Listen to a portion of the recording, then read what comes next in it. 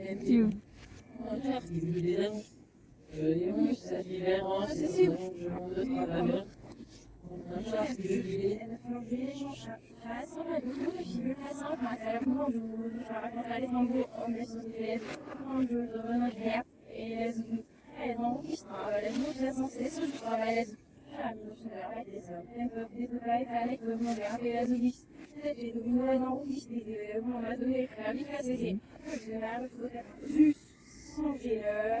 Vous êtes plein sud et que vous connaissez la chaleur d'été, ça permet vraiment d'isoler.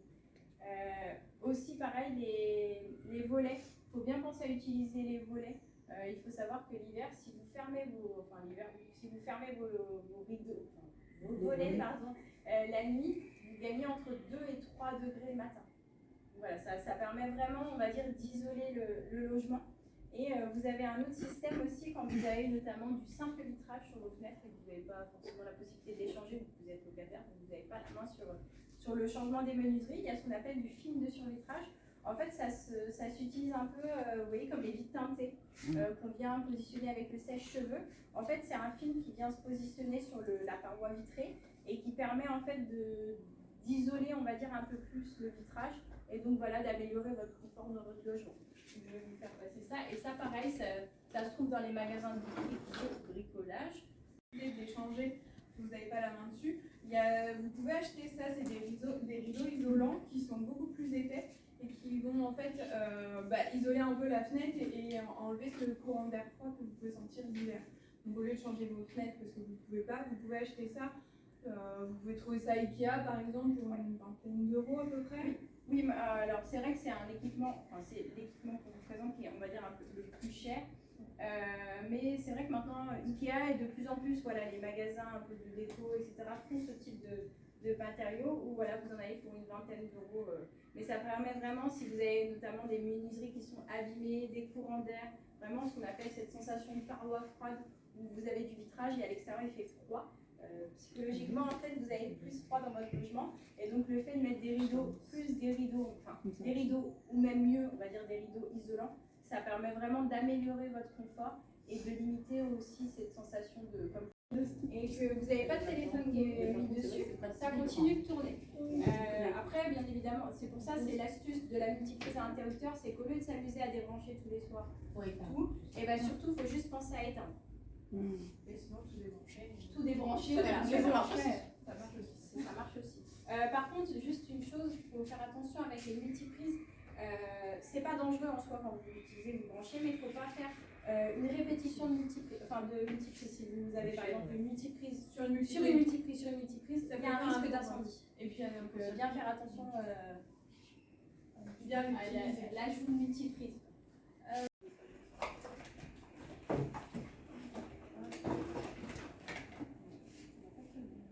Coordonnées à la Croix-Rouge et ensuite c'est la Croix-Rouge qui prend contact avec vous pour déterminer le jour à laquelle vous voulez ces visites à domicile. Et c'est vous qui les assurez? Non, c'est la Croix-Rouge. Vous êtes le lien? Tout à fait. Pardon. Non, mais pas de mal. Mais je peux être là, hein. Si vous voulez que je sois là, il n'y a aucun souci pour que je sois là. Vos différents équipements, l'eau, l'électricité, le chauffage, on va voir si vous avez des fuites. On va regarder aussi vos factures. Madame, vous nous disiez tout à l'heure si vous étiez en heure pleine ou en heure creuse. Ça, on va le vérifier avec vous. Donc, on va regarder aussi toutes les charges liées à, par exemple, si vous avez des charges d'eau dans votre contrat de location. Donc voilà, c'est très complet. C'est totalement gratuit. Comme on vous a dit, voilà, tout le matériel qu'on vous présente, on vous en remet vraiment en fonction de vos besoins. Donc, il ne faut pas hésiter soit à me contacter depuis l'extérieur, soit venir me voir directement. Là, on peut prendre rendez-vous, il n'y a aucun souci. Donc, si vous êtes intéressé, vous pouvez me contacter plus tard. Enfin, voilà, il n'y a aucun problème. Je fais bien. Le programme Soleil, c'est un programme du coup qui est porté par la communauté d'agglomération et qui est mis en place par Leslie qui est ici. Donc l'idée c'est que si vous avez des factures trop élevées ou si vous avez chaud chez vous, froid chez vous, enfin bref, si vous avez de l'inconfort dans votre logement, vous pouvez appeler le numéro de téléphone qui est sur le flyer ou venir me voir directement ou venir voir Leslie. Et c'est des visites à domicile, donc des visites chez vous qui sont gratuites, où vous allez avoir la Croix-Rouge qui va faire une inspection de votre logement pour savoir pourquoi vous avez chaud, pourquoi vous avez froid, pourquoi vous consommez, et vous allez avoir un rapport qui va vous être remis, et du petit matériel économe, comme ce qu'on vient de vous montrer, pour vous aider à diminuer vos factures. C'est ça. Donc c'est un programme qui est vraiment personnalisé, qui est gratuit. N'hésitez pas. C'est bien. Je vais laisser les flyers là, et comme ça, si vous voulez, vous pouvez vous servir en partant. C'est vraiment, du coup, voilà, c'est des visites qui sont totalement gratuites. Ça va vraiment vous aider parce que nous, vraiment, on fait un diagnostic de votre logement. Si vous voulez faire plus de quantité, bien évidemment, vous doublez les quantités. Vous utilisez du savon Marseille, entre 7 et 8 cuillères de copeaux de savon. Donc, alors, si vous achetez en gros morceaux, vous le râpez, on râpe en fromage. Si j'ai déjà des déchets liquides, des petits savons. Voilà, on aime que vous étiez assez attentifs. On est contents. Parce que les films distribués, c'est des petits sabliers. Éco-gestes. Normalement, on a fait à peu près le tour, mais il y en a peut-être quelques-uns en plus. Et aussi des petites astuces sur comment on détecte une fuite d'eau et comment on dégivre bien son congélateur. Parce que pour le congélateur, des fois, on a tendance à y aller un peu au couteau, etc. Du coup, c'est pas une bonne idée. On enlève tout ce qu'il y a dedans, on éteint, on met une casserole d'eau chaude, là, à ce moment-là, on peut le faire, pour qu'avec les vapeurs, en fait, ça fasse fondre le givre. Et après, on rince et enfin, on masse. Et on le dégivre combien de fois? Fiel de bœuf, c'est super bien détachant. Ça, moi, je nettoie même mes hôtes avec. Enfin, c'est super. Oui, il est bien. Oui, il est bien. Moi, je Elle est bien. Ah oui, non, c'est top. oui, très bien. Et donc ça, pour les vêtements, avant de les passer en machine, vous Oui. détachez avec ça. Et ensuite, la lessive, mais franchement, essayez et vous allez voir. C'est très économique et en plus, vous savez exactement ce qu'il y a dedans. Non, ça marche. Ouais. Et Ouais, puis, ouais, vu j'ai le essayé. prix en plus d'un bidon de lessive, je préfère le mettre dans autre chose. Mais du coup, voilà, vous avez des petites cartes naturelles qui sont absolument pas nocifs. Et la bicarbonate, vous l'avez aussi les habits sales, les habits noirs ou pas? Ah oui, aucun problème. tous les habits. Il n'y a vraiment aucun souci. Et on comme perd je pas la disais- couleur.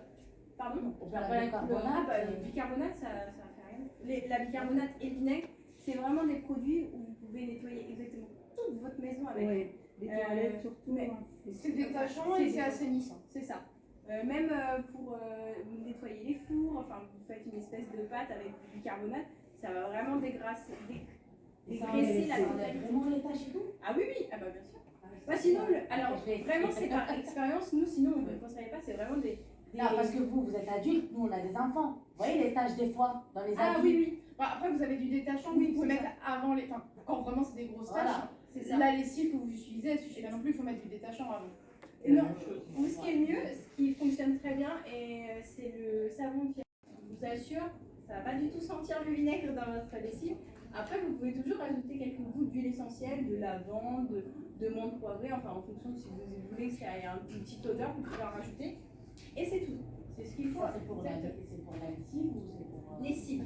Ça, c'est pour la lessive. En fait, du coup, vous faites chauffer l'eau. Alors, c'est très simple, très facile. Ça va très vite. Vous faites chauffer l'eau dans une grosse casserole. Vous mettez vos cuillères de savon. Vous mélangez. Vous attendez jusqu'à ce que les copeaux, jusqu'à ce que les copeaux se dissolvent. Comme ça. Ensuite, vous coupez votre gazinière.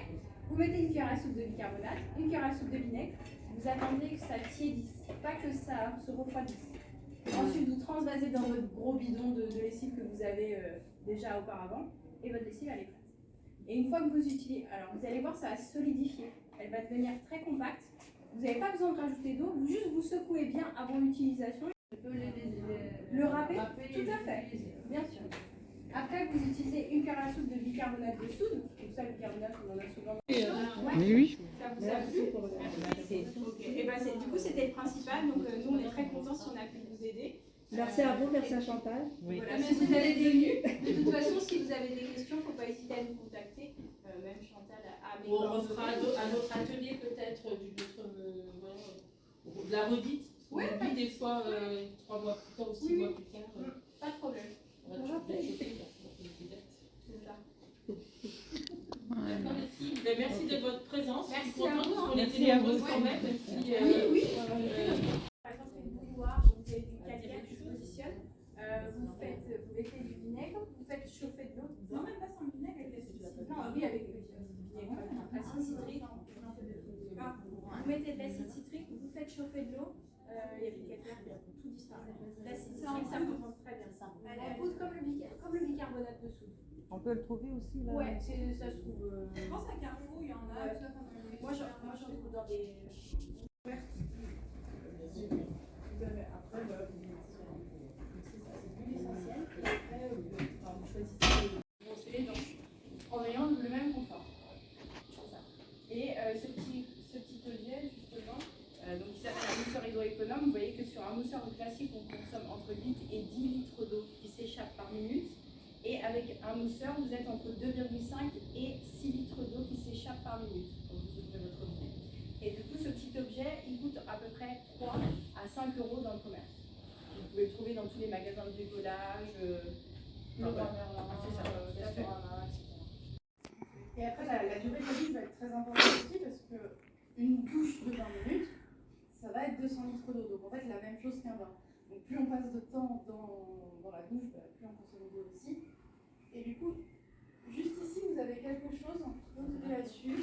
C'est un petit thermomètre. Ah, un petit Thermomètre. C'est un sablier. Un sablier. C'est ça, voilà. Et du coup, le sablier, c'est 5 minutes. Donc, c'est bien pour les enfants, ça marche aussi pour les adultes, mais c'est très visuel. Hop, vous le mettez, et au bout de 5 minutes, voilà. C'est l'heure de sortir quoi. Pour sortir, même si vous n'avez pas fini de vous laver les cheveux, on sort, c'est 5 minutes. C'est ça. Ça vous donne un ordre d'idée. Et après, la durée de la douche va être très importante aussi parce qu'une douche de 20 minutes, ça va être 200 litres d'eau. Donc en fait, la même chose qu'un bain. Donc plus on passe de temps dans la douche, plus on consomme d'eau aussi. Et du coup, juste ici, vous avez quelque chose, vous avez là-dessus. C'est un petit thermomètre. Ah, un petit Thermomètre. C'est un sablier. Un sablier. C'est ça, voilà. Et du coup, le sablier, c'est 5 minutes. Donc, c'est bien pour les enfants, ça marche aussi pour les adultes, mais c'est très visuel. Hop, vous le mettez, et au bout de 5 minutes, voilà. C'est l'heure de sortir quoi. Pour sortir, même si vous n'avez pas fini de vous laver les cheveux, on sort, c'est 5 minutes. C'est ça. Ça vous donne un ordre d'idée la quantité d'eau qui est tirée lors de la chasse d'eau. Vous pouvez mettre un objet lourd, donc ça peut être une bouteille, ça peut être une brique, enfin tout ce qui représente quelque chose qui est lourd. Donc par exemple, vous mettez une bouteille d'1 litre dans votre chasse d'eau, donc à simple flux c'est 9 litres d'eau, donc c'est quand même énorme. Et du coup, vous mettez une bouteille d'1 litre, ça n'envoie plus que 8 litres dans vos toilettes, et du coup ça fait quand même pas mal d'économies d'eau. Alors, je ne sais pas si vous voyez, mais je vais vous faire passer la petite fiche, vous allez voir comment on peut le mettre, que vous attachez directement à votre système et qui vous fait aussi économiser. Donc un pommeau de douche classique, c'est 12 à 15 litres d'eau par minute, avec un pommeau économique, c'est 6 à 8 litres. Donc on économise presque la moitié. Donc c'est pas négligeable aussi, ça fonctionne comme le mousseur hydro-économe. Voilà. Et après, au niveau de la mémoire, il y a une dernière chose qu'on voudrait dire. Non, non, pour Ah la oui, douchette. à ce niveau-là, est-ce C'est que, comme le petit truc. est-ce que chez vous, c'est ça que vous avez ou est-ce que vous avez Pareil, directement un on va pas mitigeur? Est-ce que vous avez un mélangeur? Est-ce que vous faites le mélange pour avoir votre eau chaude? Oui. Oui. Ça, c'est assez embêtant parce que quand vous vous douchez et que vous voulez couper l'eau, par exemple, vous lavez les cheveux, vous perdez en fait votre mélange si vous éteignez. Du coup, on a tendance à le laisser couler. Il y a quelque chose qui s'appelle le stop douche. Et en fait, ça se fixe Au niveau du robinet. ouais, au niveau du robinet. Du coup, quand vous faites poser votre shampoing, vous pouvez couper l'eau. Et du coup, ça garde en fait votre mélange. Et une fois que vous rappuyez, vous gardez l'eau pour faire cuire vos pâtes. Non. Non, pas l'eau quand vous vous lavez. Hein. Non, Quand vous après, ouvrez, le temps que ça chauffe.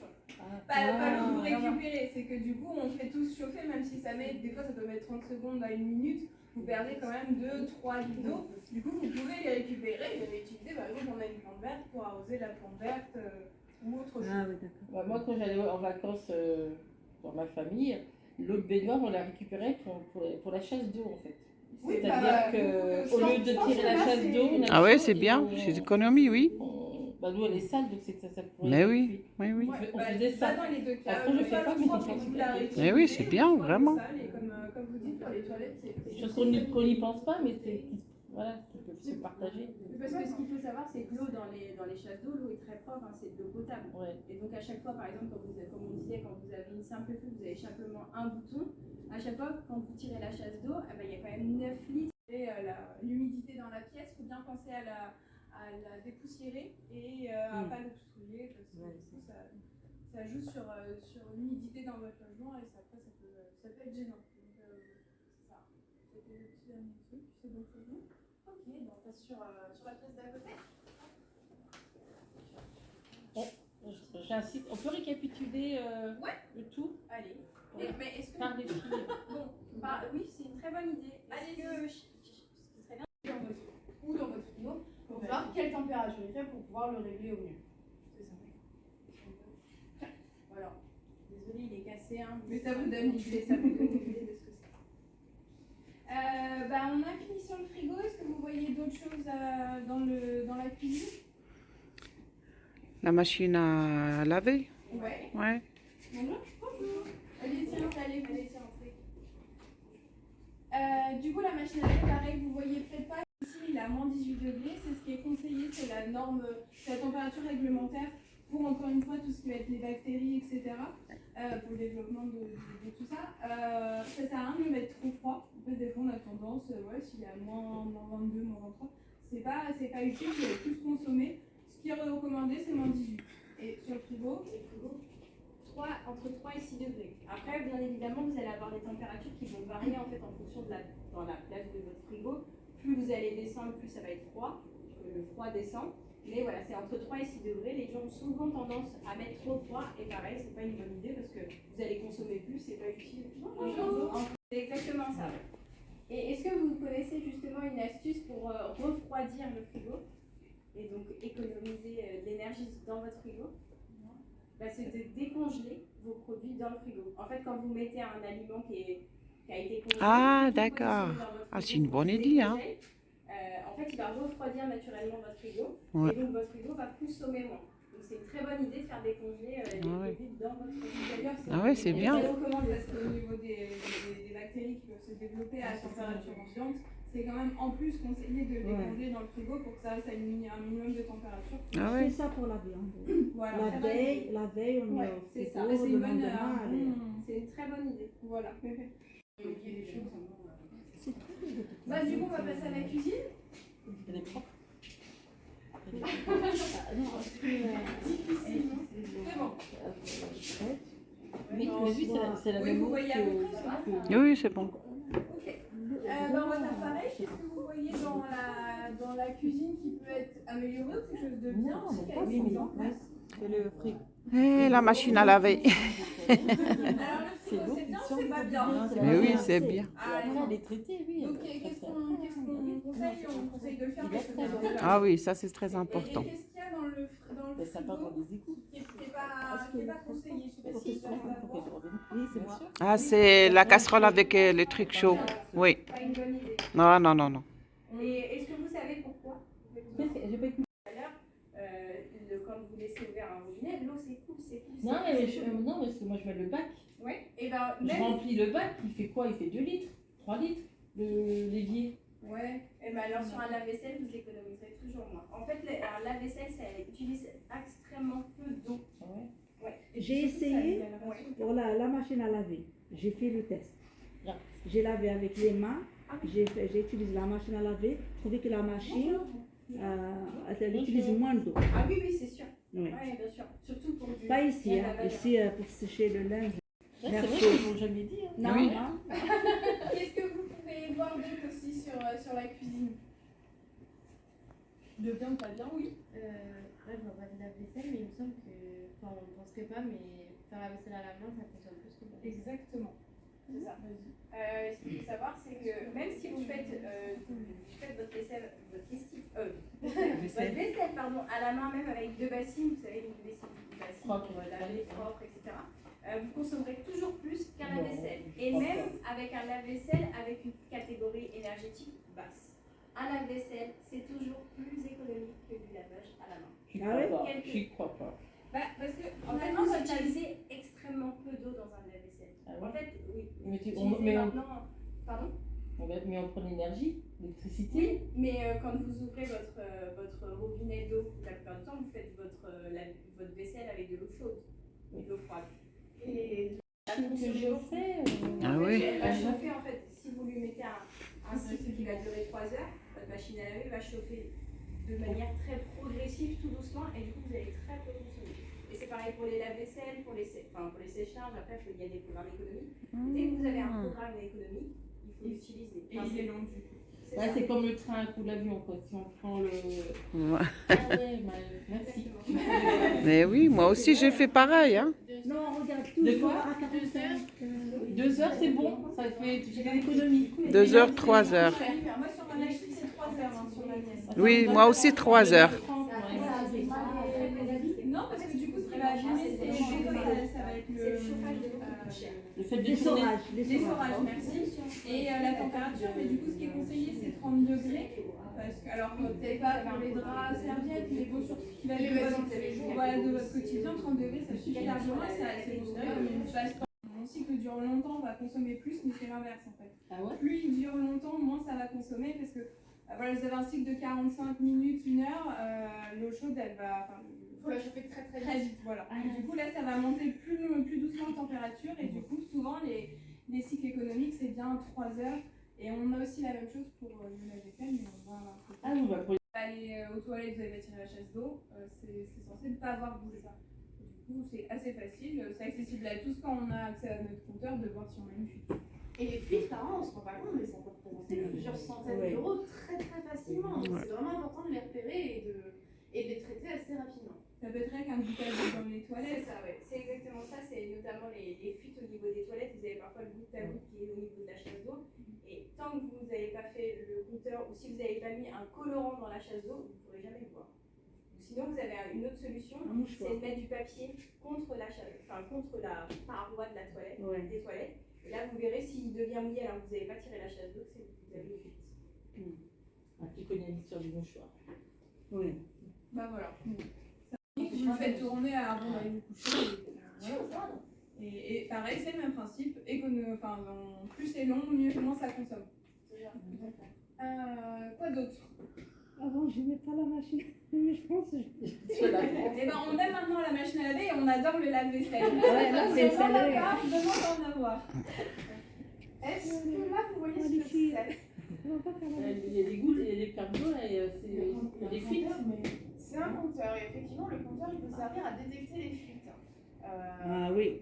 Est-ce que quelqu'un sait comment est-ce qu'on peut savoir si on a des fuites chez soi? Facilement accessible à tous sans avoir à faire. Et être sûr aussi. Non, dans les logements sociaux, il n'y a pas. Ouais, vous n'avez pas toujours les compteurs, ouais. Ça c'est vrai. Quand on a accès à son compteur, ce qu'on peut faire, c'est vous regardez, vous écrivez les chiffres, tous les chiffres qu'il y a écrits, vous allez vous coucher, vous n'utilisez pas d'eau pendant la nuit, le matin vous vous levez, vous regardez, si ça n'a pas.